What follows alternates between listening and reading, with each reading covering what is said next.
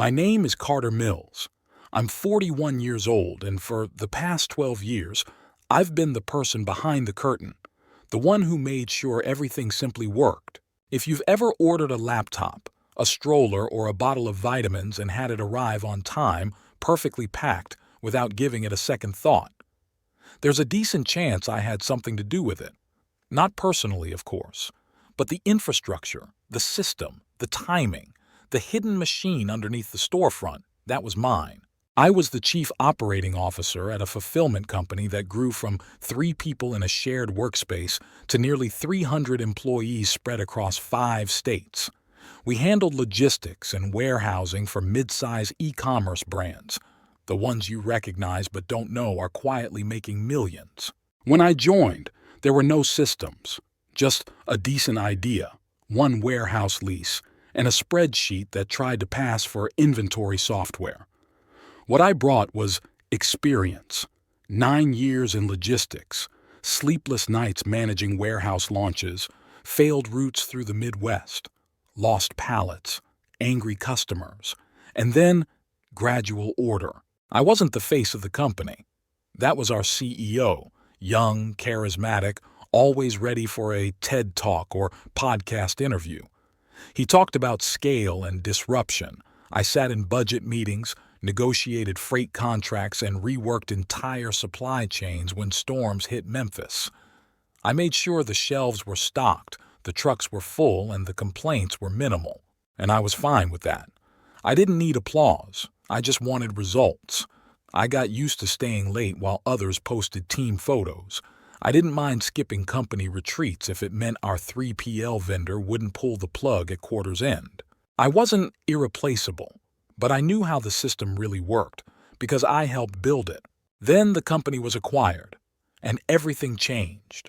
Her name was Lisa Martin, MBA from Wharton, former McKinsey partner, polished in a way that made you feel like you should have worn better shoes just to be in the same room. She took over as CEO 3 weeks after the acquisition. I'd barely had time to process the fact that our old CEO was stepping down before I was sitting across from her in a glass conference room, watching her flip through a color-coded org chart like she was reviewing blueprints. "Carter," she said, with that rehearsed warmth consultants use when they're about to bulldoze you with a smile, "this company is a diamond, but we both know it hasn't been cut properly yet." I gave a polite nod. I'd heard enough of these speeches in past roles to know what was coming, but I let her talk. She launched into a presentation. We need to optimize resource allocation, streamline vertical ownership, and move toward a leaner leadership framework. I'd built this operation from duct tape and freight contracts. I'd watched drivers come and go, vendors rise and fold, and software break mid-Black Friday. But now I was being told by someone who'd never spent a night in a warehouse that the org chart had too many boxes. What she meant was I was expensive. 2 weeks later, HR sent me a calendar invite. The subject line was bland, alignment conversation. The meeting room was cold. Lisa was already seated when I walked in. The head of People Ops was sitting off to the side, her laptop open, fingers poised. Lisa didn't waste time. "You've done incredible work here. Truly," she said, like she was handing me a retirement plaque. "But as we enter the next phase, your role has become oversized. We're moving away from the traditional COO model. It's outdated." She smiled again. "Your responsibilities will be distributed across department heads. We're eliminating the position. You'll receive a 12-week exit package, plus continued health care through the transition. Obviously, we'd love to craft a message together to inform the team." The words landed like cardboard, not sharp, just hollow. I didn't argue. I didn't ask questions. I just said, "Please send that to me in writing." Lisa blinked. Maybe she expected me to plead, or rage, or at least push back. But I'd spent a career managing silence during chaos. I knew how to sit with things. When I walked out of that meeting, I didn't feel angry. I felt clear. They thought I was just logistics. They didn't realize I was the foundation holding the house up. 12 years. That's how long I'd been quietly holding the machine together. And in 20 minutes, I'd been reduced to a cost center with an expiration date. I didn't go home that afternoon. I walked, just kept walking. Past the office park, past the row of lunch spots I used to frequent with the warehouse leads, past the half-finished apartment complex we'd once joked about turning into staff housing. It wasn't shock, it was calculation. My brain had already shifted into flow state. I wasn't thinking about emotions, I was thinking in infrastructure. What broke first if I left? By the time I sat down at a quiet bar off 7th Avenue with a legal pad in front of me and a glass of water, I had already listed the 4 most fragile points in the current supply chain, all of which I'd personally patched over the last year. None of them were documented. None of them were visible in her org chart, and every one of them could break the system within 90 days if someone didn't know what to look for. I didn't want revenge. I didn't even want vindication. But I knew I couldn't just walk away from something I built, not when the person taking over didn't understand what she'd just inherited. So I called Maria. Maria had been a shift manager under me for 6 years. Smart, calm under pressure, and criminally underpaid. She'd run night crews at our Charlotte facility so efficiently I used to joke she had a telepathic link with the forklifts. "Hey, got a minute?" I asked. "For you, always. What's going on?" "I'm out," I said. "Position eliminated." Silence. Then carefully. "That's a mistake," I smiled. That's what I thought too. We talked for an hour, not just about what happened, but about what might come next. She wasn't the only one I called that week. My calendar filled up fast. Coffee with our former third-party routing partner in Atlanta. Lunch with the ex-CTO of a warehouse software startup I'd beta-tested years ago. Drinks with a guy who ran middle-mile freight down the Carolinas. Each conversation felt like laying a brick, quietly, methodically. By the end of the second week, I had formed a new LLC. Nothing flashy, no announcement, just a name, a clean EIN, and a plan. I would build a lean, efficient logistics consultancy, one that offered white-glove operational strategy for mid-tier e-commerce businesses. The same kinds of businesses our old company served, except I'd do it better. I didn't poach. I didn't cold call our clients. I just made it known, discreetly, that I was available. That if they ever felt service slipping, there was someone out there who still knew what just-in-time fulfillment actually meant. The first company reached out on day 27. They didn't say my name, they didn't have to. All they said was, "We're starting to see delays, can we talk?" And just like that, the first domino tipped. The fourth client came in through a whisper. A supply chain director I hadn't spoken to in 2 years messaged me on LinkedIn. Nothing formal, just, "Hey Carter, weird delays on our end. Heard you're consulting now. Coffee?" I didn't ask how he heard. Word gets around when things start to wobble. The thing about logistics is that cracks don't scream, they whisper. A backorder here, a mislabeled SKU there. A shipment that misses a truck by 11 minutes and suddenly reroutes through 2 states. Customers feel it, but they can't name it. Internally, it's just a note in a Monday report. Carrier issue. Investigating. But I could see it coming a mile away. I'd spent years learning how systems fail. And now I was watching it happen in real time, except this time it wasn't my job to fix it. It was my business opportunity. By the second month, I had 6 clients under NDA. None of them were direct about where they came from, but I didn't need them to be. They all came from the same place, former clients of the company I'd just been cut from. Meanwhile, I kept my profile low. No press, no LinkedIn announcements, no flashy logos, just word of mouth and reliability. I didn't want headlines. I wanted contracts. The logistics world is surprisingly small. Drivers talk, warehouse supervisors talk, and I had a quiet reputation, not flashy, not loud, but the guy you called when you wanted things done right the first time. One night, Maria texted me, "FYI, they're calling it the slow leak internally. Lisa's freaking out." Then, "She thinks someone's targeting their network." That made me laugh. Targeting? No, I wasn't attacking anything.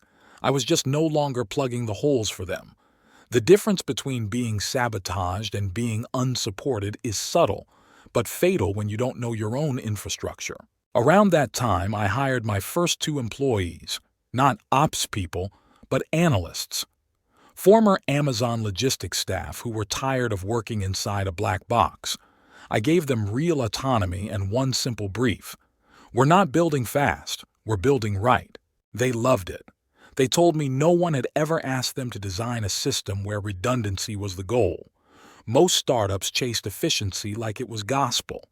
I chased resilience. By month 3, we had built a proprietary routing dashboard. Simple, clean, customizable, and built with input from the very warehouse managers who would use it. One of my old vendor partners, a guy who ran a fleet of mid-sized trucks in Georgia, said it was the first dashboard he'd seen in 10 years that didn't feel like it was designed by someone who had never loaded a truck in August heat. I wasn't building a company. I was building trust, one frustrated ex-client at a time. And then I got a call that changed everything. It was from Olivia Chang, a senior account manager from Revlon's Mid-Atlantic Fulfillment Division. I'd met her years ago when we onboarded them as a client. She was sharp, calm, and knew her numbers better than anyone I'd ever dealt with. "Carter," she said, skipping pleasantries, "we're about to pull out." "From the old firm?" "Yeah." I didn't say anything, just let her talk. They missed SLA for the 3rd time in 6 weeks. Lisa's team blames everything except themselves, carriers, weather, even inventory forecasting. But it's them. Their ops are brittle now. Too many new faces. No depth. I knew exactly what had happened. Lisa had restructured the warehouse leads to report through a new efficiency layer. Mid-level managers who came from outside logistics. The kind of people who understood metrics, but not movement. PowerPoint people. Olivia continued, "We want to move 60% of our SKUs to another partner within 45 days. Can you handle it?" I looked around my office. Still bare, still quiet. Then at the whiteboard where Maria had mapped out our current load balance by state, I said, yes. What I didn't tell her was that this one account, just this one, would equal the same volume I'd managed in my 3rd year at the old company. What I didn't say was that Revlon made up 40% of their Q2 revenue. And what I never needed to say was this. They'd finally notice I was gone. Not because I told them, because I stopped catching what they were dropping. They noticed. Not all at once, not publicly, but quietly, in the little ways companies register threat without admitting it. The old firm started pushing out LinkedIn posts again. Phrases like new operational era and data-driven fulfillment evolution. They were posting office selfies from team off-sites, tagging new VPs I'd never heard of. People with vague job titles like Director of Strategic Enablement. It was the corporate version of damage control. Polish the image before anyone sees the cracks. But behind the curtain, the cracks weren't cracks anymore. They were fractures. 2 weeks after Revlon's move, I got an email from a vendor I hadn't spoken to in months. Subject line: "Hey, are you open to reconnecting?" Inside was one sentence. "They're late on payments. You never were." That was how it started. One freight vendor, then a packaging supplier. Then a temperature-controlled unit in Richmond that I personally helped spec 4 years ago, now asking if we needed overflow storage for Q4. I hadn't poached anyone. I hadn't said a word publicly. But what they were realizing, too late, was this. I hadn't been a liability. I'd been the operating system. I didn't just know how the business worked. I knew who kept it working, which floor manager had asthma and avoided the overnight chemical warehouse, which FedEx regional hub to reroute around on Mondays, which 3PL contact could lose a fee with a phone call, all the things that weren't in the SOPs. Lisa didn't know those things, and she didn't think they mattered until the algorithms failed and the human fail-safes were gone. Meanwhile, I was growing, carefully. We weren't chasing unicorn status. I didn't want venture capital. I didn't want founders tweeting about our seed round. I wanted operational stability. I reinvested every dollar we made.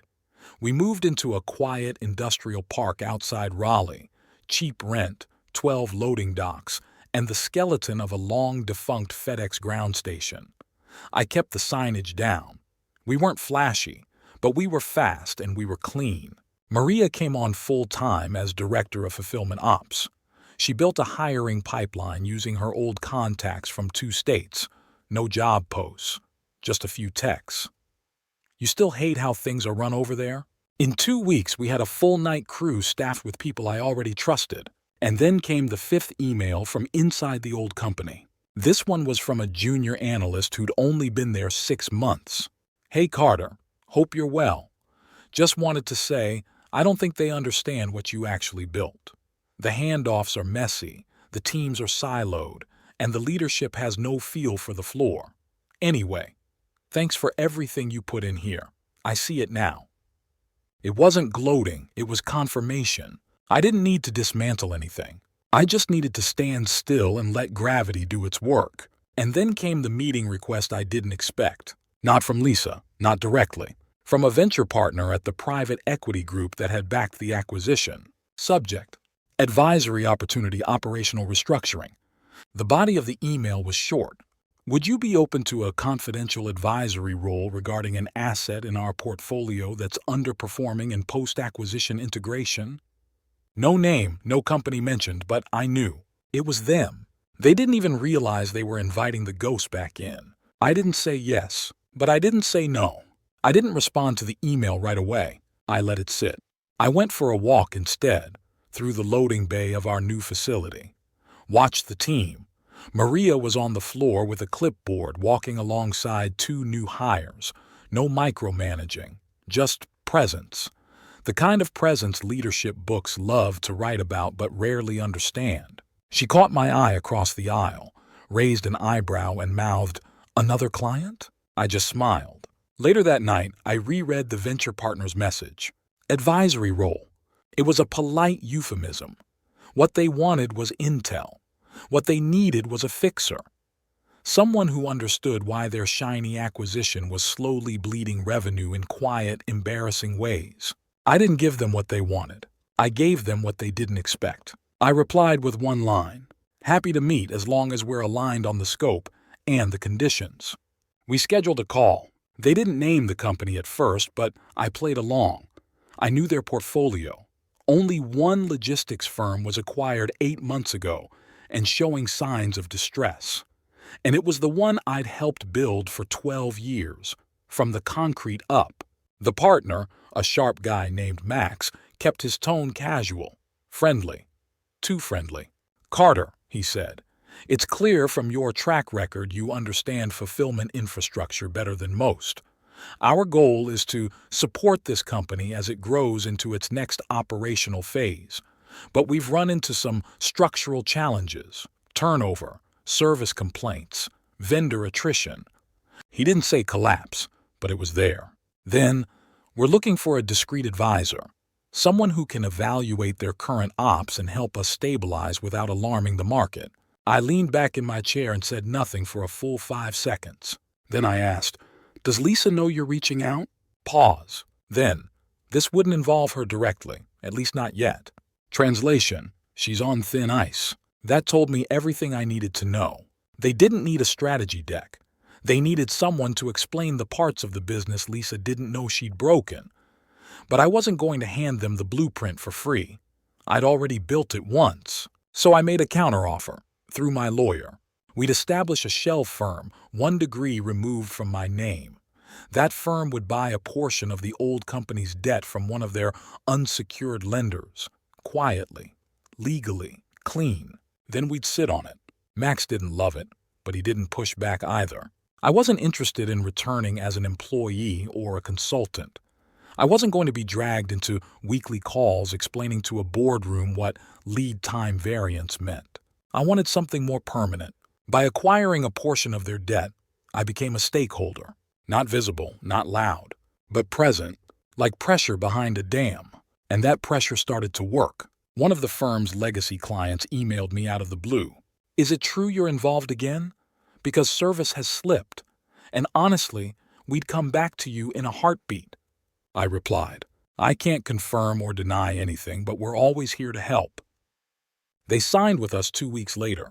Meanwhile, Maria told me the Charlotte distribution lead, the same one Lisa had promoted from a marketing role, had just left. She couldn't handle the chaos, Maria said. Didn't even finish her notice period. I didn't smile, I just noted it. That's how systems collapse. Not with a bang, but through silent exits. The kind of exits leadership doesn't even notice until the floor caves in. And then finally, the message I'd been expecting, though I wasn't sure who it would come from. It wasn't Lisa. It was her chief of staff. Subject: request for meeting personal. No agenda. No attachments. Just a quiet olive branch from someone who'd once sat in the same room as me and nodded as I was told I was outdated. I forwarded it to my assistant with one note. Let's take the meeting. Neutral ground, nothing formal. I didn't want an apology. I wanted them to look me in the eye and realize what I already knew. You don't remove the foundation from a building and expect it to stand. The meeting was at a neutral co-working space downtown. Glass walls, polished concrete. The kind of place that looked designed for people who never sweated through an overnight shift. I arrived 5 minutes early. Not to impress, just habit. I'd spent too many years working with dock managers who considered on time already late. Lisa didn't show, I didn't expect her to. Instead, her chief of staff, a woman named Dana, came in, looking exhausted in a very precise way.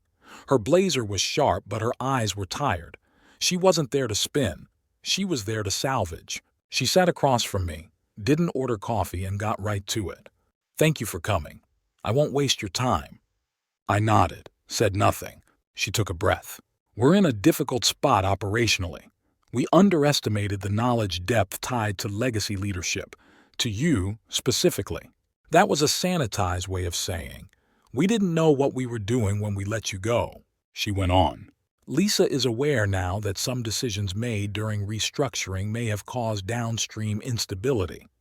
We're trying to recalibrate, and, informally, she'd be open to discussing a potential return, as an executive advisor, or even. I held up a hand, calmly. I won't be returning. Dana stopped mid-sentence. I leaned forward. Not as a consultant, not as an advisor, and certainly not under someone who looked me in the eye and called me outdated. Silence. Then I added, not harshly, just factually. You don't get to burn the bridge and then ask the foundation to hold up the other side. Dana looked down at her tablet, tapped her stylus nervously. Then what do you want? The question wasn't adversarial. It was real. She wasn't negotiating. She was drowning. I didn't answer right away. Instead, I pulled a small folder from my briefcase. I placed it on the table between us and slid it forward. Inside, a formal offer from a mid-sized logistics conglomerate to acquire the old company's distribution network for 3x EBITDA. A summary of vendor terminations that had occurred in the past 60 days. A client attrition chart, visual, clean, damning. And finally, a signed letter of intent from one of their few remaining enterprise clients, addressed to me. Dana looked through it slowly, her jaw tightening. When she looked back up, I could see it. The moment it clicked. This wasn't about helping them. This was about replacing them. She spoke carefully. So, you're planning to acquire the company? I shook my head. I'm planning to acquire what's still useful. The contracts, the talent, the real estate in some cases. Not the brand, not the leadership, and not the debt. She closed the folder, held it for a second. Lisa's not going to like this. That's not my concern. She hesitated. Then, quieter. She underestimated you. I looked out the window, watched a delivery truck parallel park with awkward precision. She didn't underestimate me, I said. She overestimated the system she thought would work without me.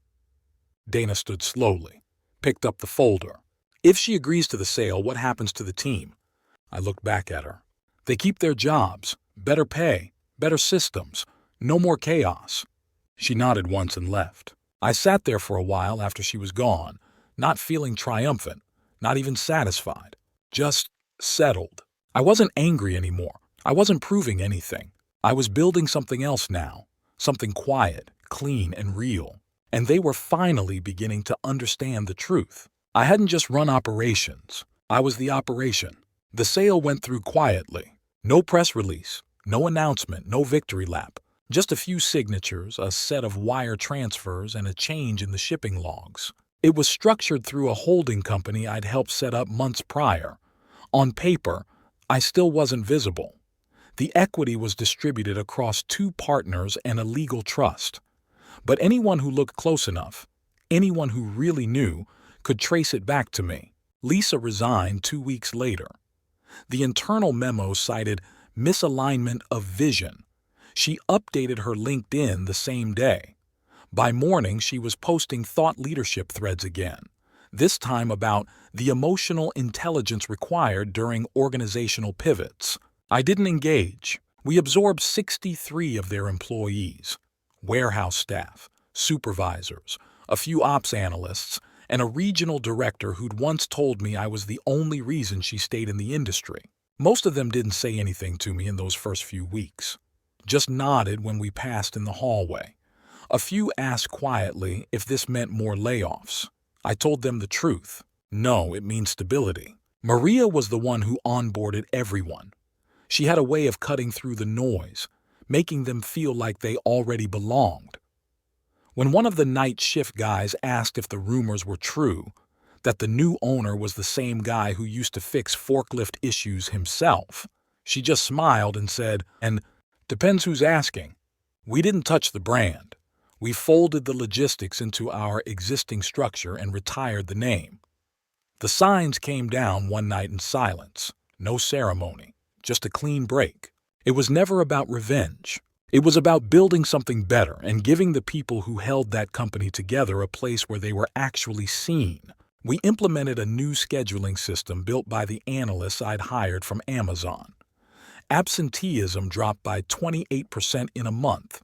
We moved the billing platform in-house. Payment errors dropped to 0. We introduced quarterly bonuses for warehouse leads tied to performance metrics they helped define. And slowly, the tension in the air, the constant feeling of instability, lifted. One Friday afternoon, I walked the floor of the Charlotte facility just as the day shift was wrapping. One of the supervisors, a guy named Luis who'd been there longer than I had, caught up to me. "Didn't think I'd ever work for you again," he said, smiling. "You don't," I said. "You work with me now." He nodded like that mattered more than I realized. Later that evening, I sat alone in the office, not mine, just the general conference space, looking out over the trucks being loaded under golden warehouse lights. I remembered what it felt like to be told I was no longer needed, to be dismissed with a smile and a spreadsheet, to walk out of a company you built, quietly carrying the only thing that truly belonged to you, your standards. They thought they could cut me out because the system still ran. But the system only ran because I knew which screws rattled loose after midnight and which vendor could fix them at 3 a.m. without a ticket. Now that knowledge, and the people who carried it, were with me again. Not because I paid them more, but because I remembered their names, because I listened. A few weeks later, I got a letter, not an email. A letter, on heavy stationery, no return address. Inside, one sentence. "You didn't just outlast me. You built something I couldn't see."